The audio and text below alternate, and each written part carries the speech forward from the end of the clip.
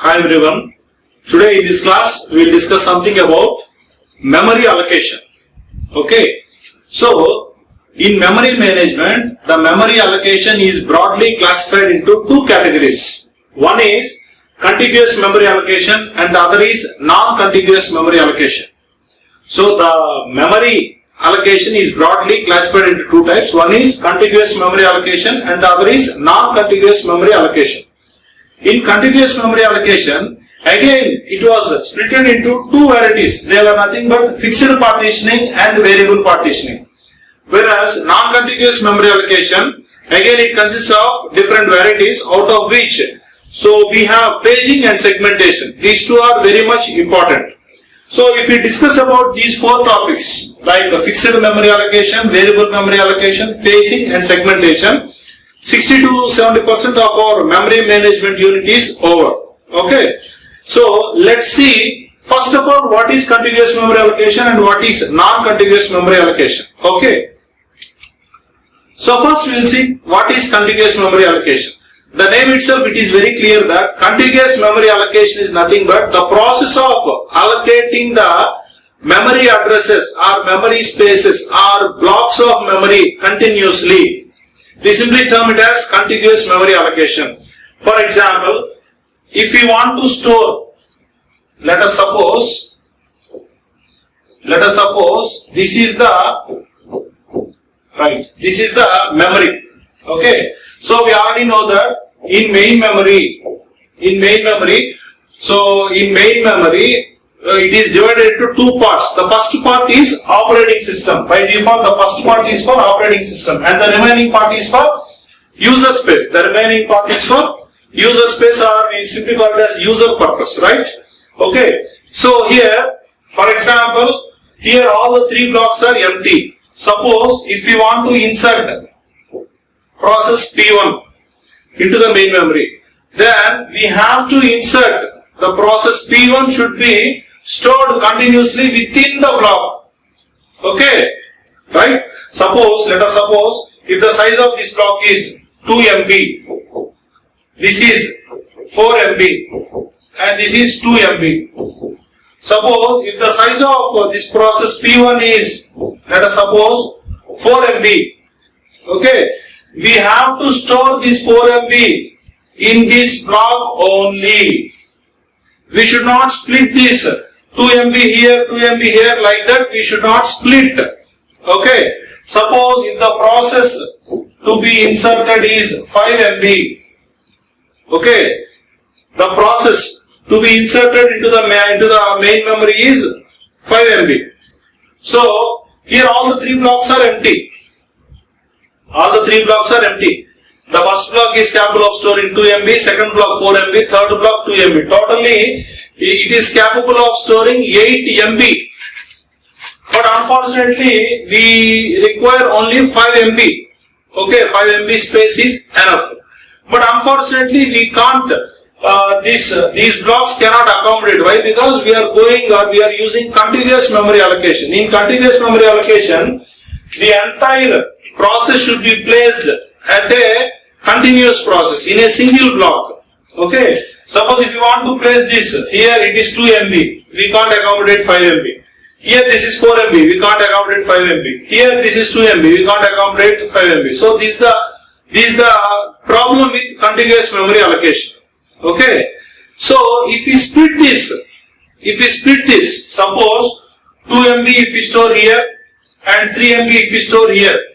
Okay, so what we are doing is we are splitting the process.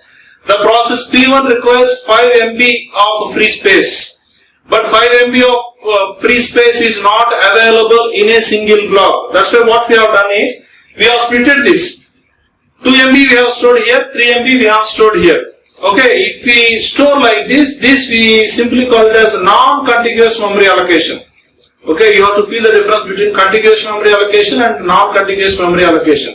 Contiguous memory allocation is nothing but allocating the memory blocks or allocating the memory spaces contiguously.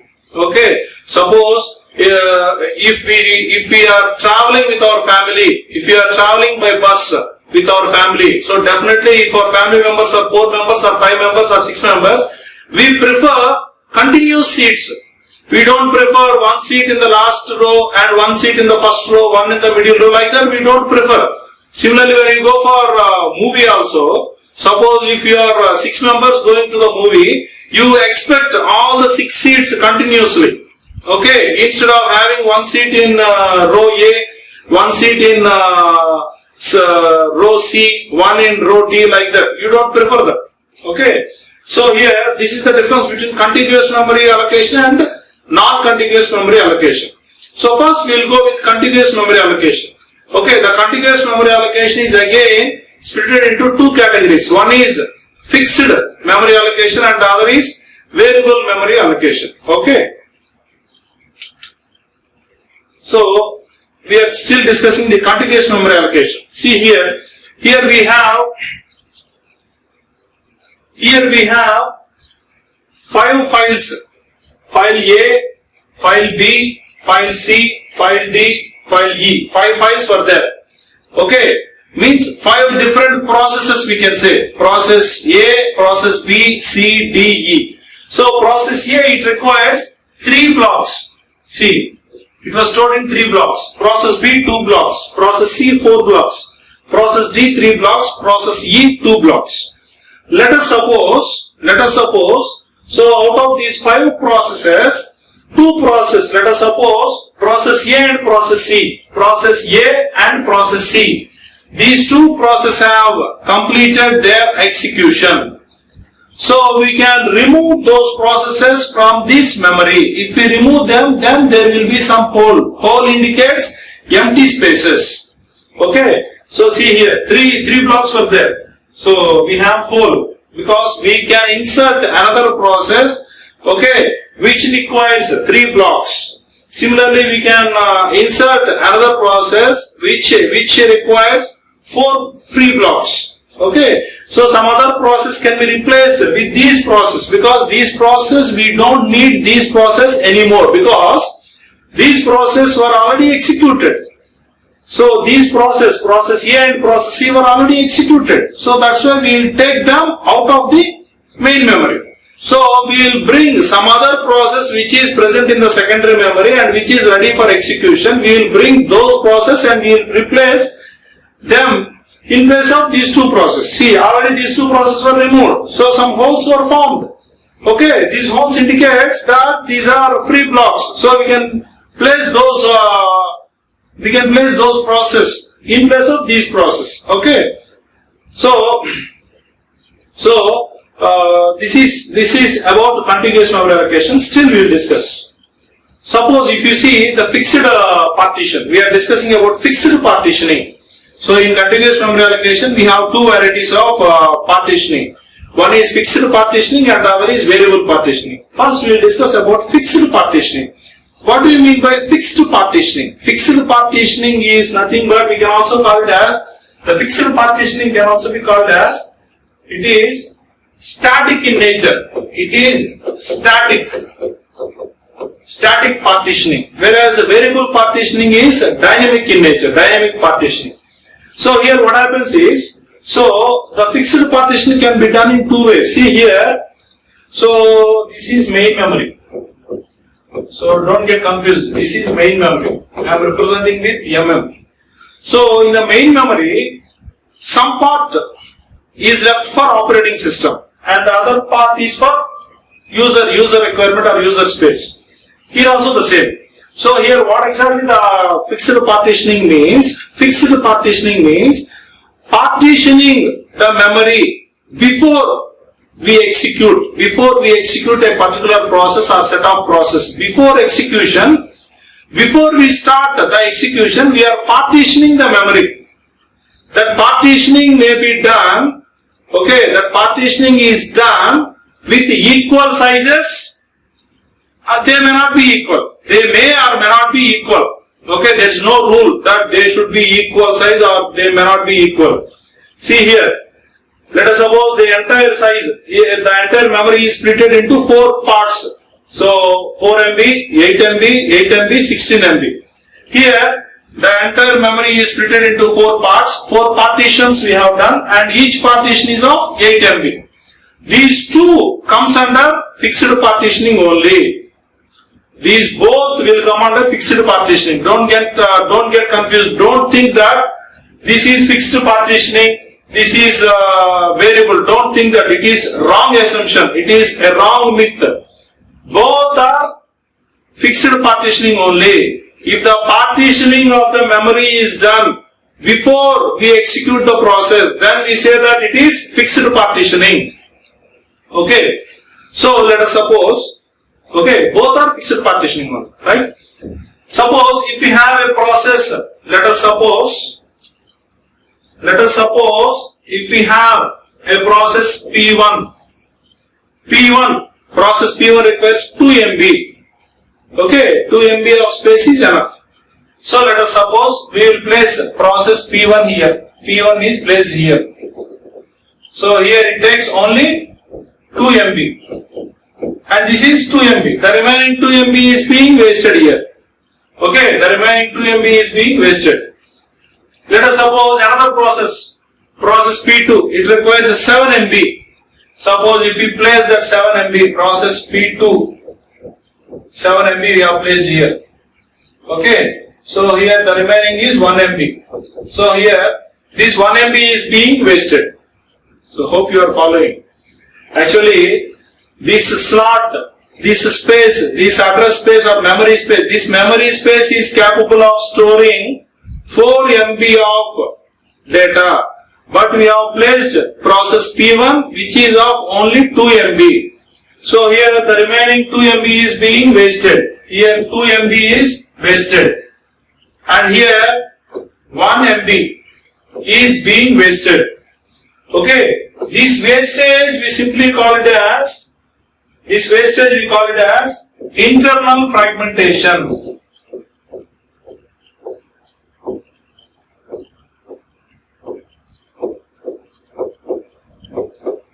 Internal fragmentation. What is internal fragmentation? See here. So, here the main memory is split into 4 partitions. First partition is capable of storing 4 MB, 8 MB, 8 MB, 16 MB.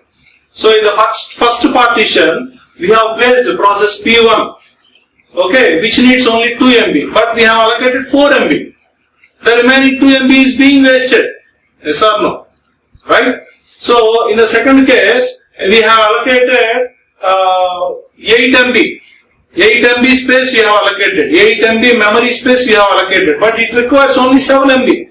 Here 1 MB is being wasted. So, the wastage here and the wastage here, we simply call it as internal fragmentation. Internal fragmentation.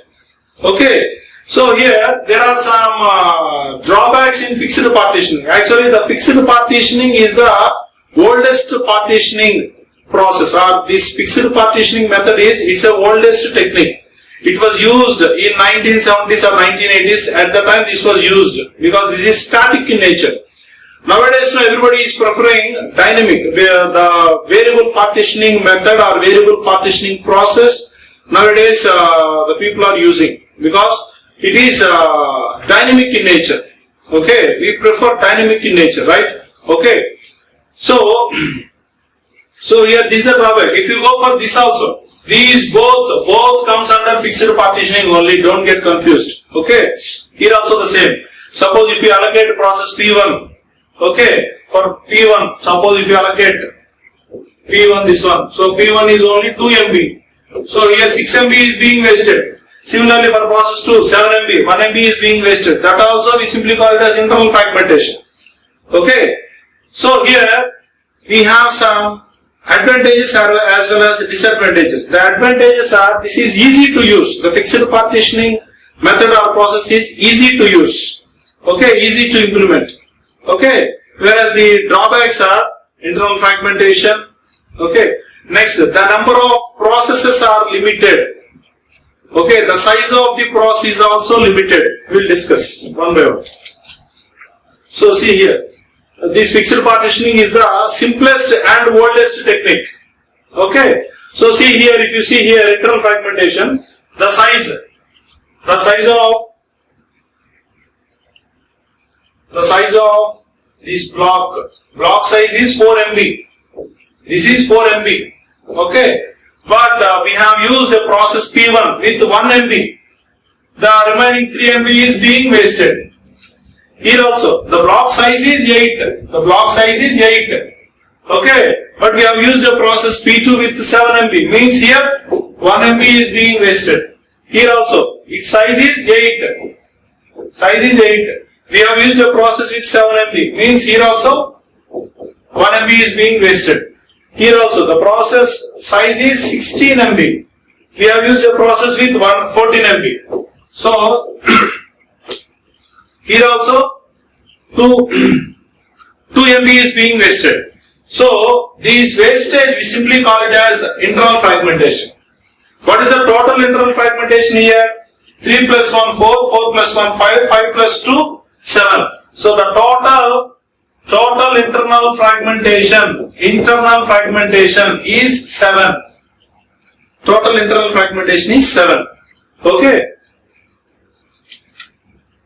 So see, the advantage of fixed partitioning. It is easy to implement. Okay. It is easy to implement and it is little operating system overhead. So it is nothing but, so what the author is saying is, using fixed partitioning is very easy to use and implement.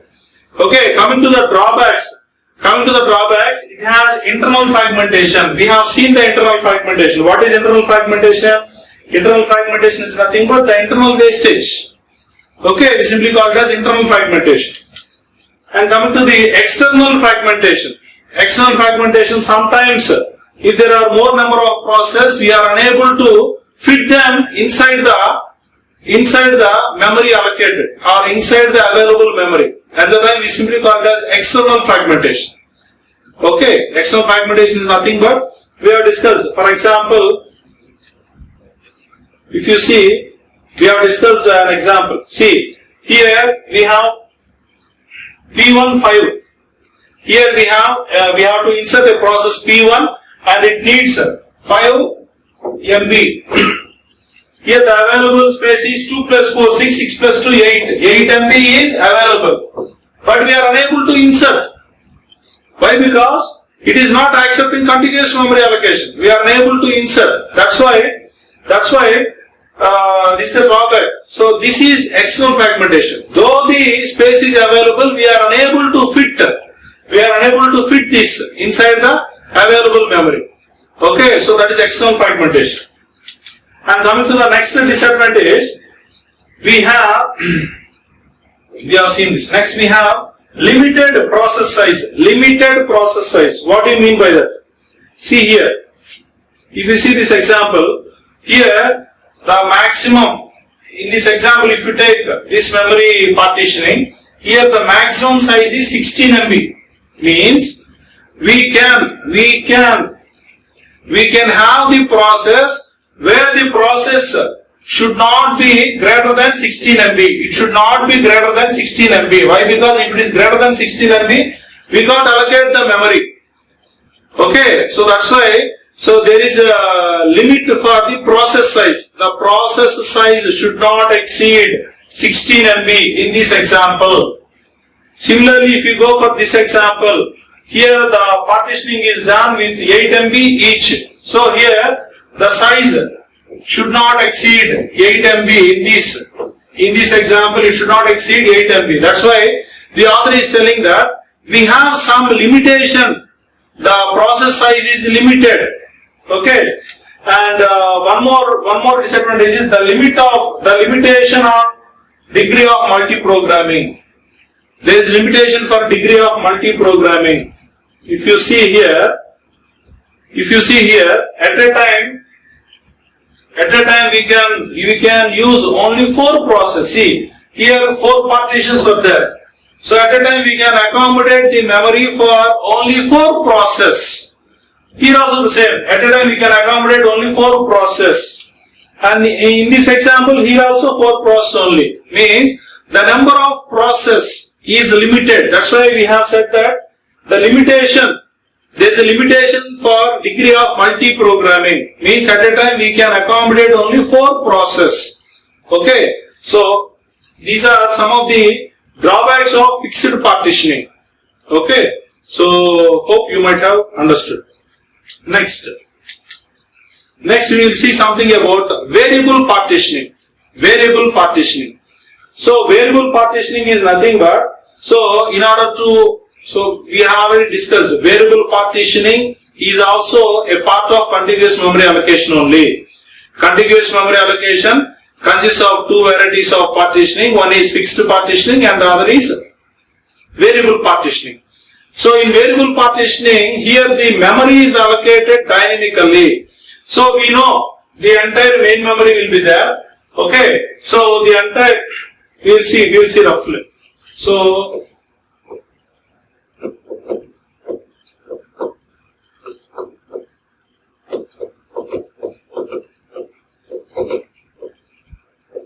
in variable partitioning what we do is,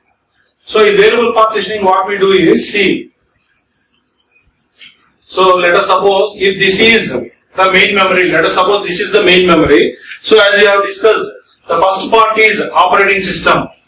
Okay, operating system will be there. The remaining, in fixed partitioning what we have done? In fixed partitioning what we have done is, if this is operating system and this is main memory, so what we have done is we have splitted these into different partitions. This has one partition, this has one partition, this has one partition. Like this we have done the partitions. Okay, right? So here in variable, this is in fixed. This is what we have done in fixed partitioning. But in variable partitioning what we do is, we don't split the remaining memory.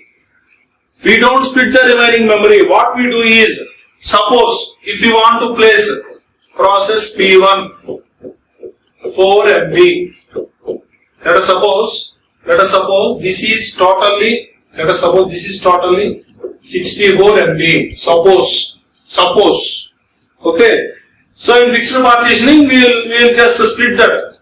This has 8 MB, this has 16 MB, this has 16 MB.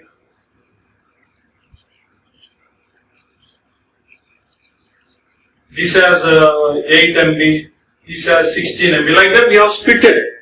Okay. Whereas here we don't split it. Okay.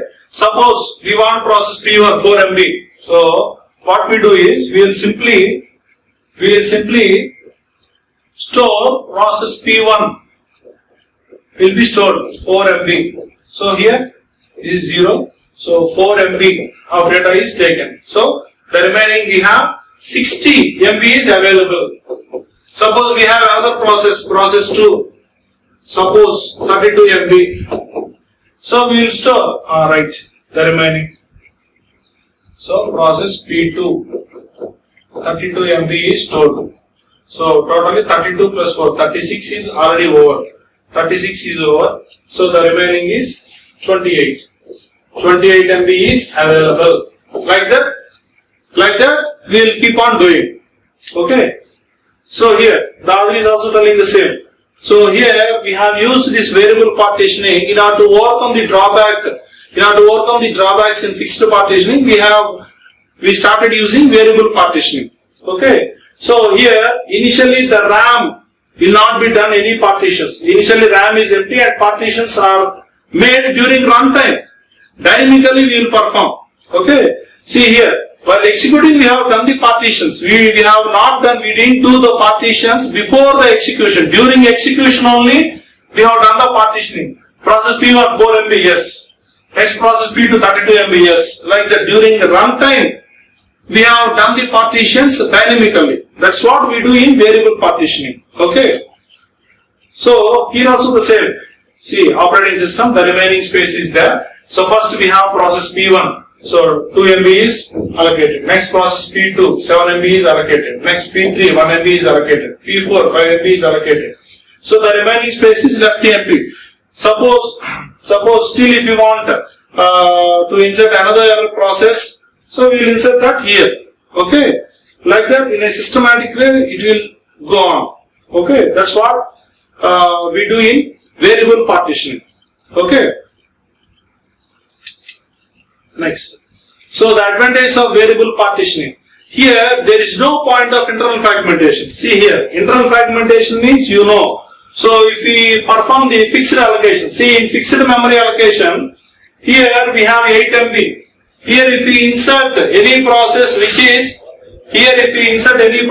is less than 8 MB, so then the internal fragmentation will be there. For example, if we keep a process P1 of 5 MB suppose, so 3 MB is being wasted. That we call it as internal fragmentation. But here it's not like that.